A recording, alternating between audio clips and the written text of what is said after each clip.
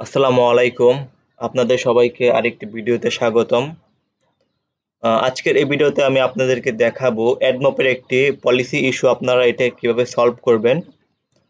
তো আপনাদের যাদের হচ্ছে গুগল অ্যাডমপের মধ্যে এই পলিসি ইস্যুটা আসবে, আপনারা হচ্ছে আপনাদের এই সমস্যাটা কিভাবে সমাধান করবেন সেটা হচ্ছে এই ভিডিও দেখলেই সহজেই তা করতে পারবেন।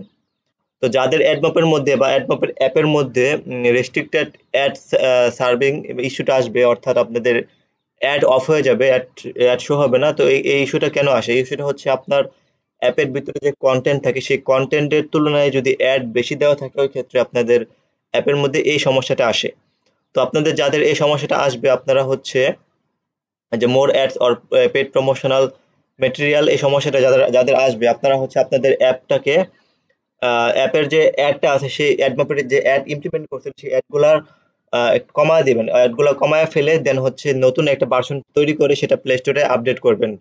তো প্লে স্টোরে আপডেট করার পরে আপনারা হচ্ছে এখানে আসার পর স্টার্ট রিভিউ প্রসেসে ক্লিক করে এখানে আবার আপনাদের অ্যাপটাকে রিভিউ পাঠিয়ে দিবেন অ্যাড মাপের মধ্যে। তো রিভিউ পাঠানোর 24 ঘন্টার মধ্যে আপনাদের এই সমস্যার সমাধান হয়ে যাবে। তো যাদের হচ্ছে অ্যাডমপের মধ্যে এই সমস্যাটা আছে, আপনারা আপনাদের অ্যাপের নতুন ভার্সন বিল্ড করে সেটা প্লে স্টোরে পাবলিশ করে দেন হচ্ছে এখান থেকে আবার স্টার্ট রিভিউ প্রসেসে ক্লিক করে আপনাদের অ্যাপটাকে আবার অ্যাডমপের মধ্যে রিভিউ পাঠাবেন। তাহলে আপনাদের অ্যাপের এই ইস্যুটা চলে যাবে। তো আশা করি এই ভিডিও দেখার মাধ্যমে সহজেই আপনারা আপনাদের অ্যাপের এই সমস্যাটা সমাধান করতে পারবেন। আমি হচ্ছে বিভিন্ন প্রকার টপিক নিয়ে এই চ্যানেলে প্রতিনিয়ত ভিডিও দিয়ে থাকি। তো চ্যানেলে যারা নতুন আছেন অবশ্যই চ্যানেলটিকে সাবস্ক্রাইব করে রাখবেন।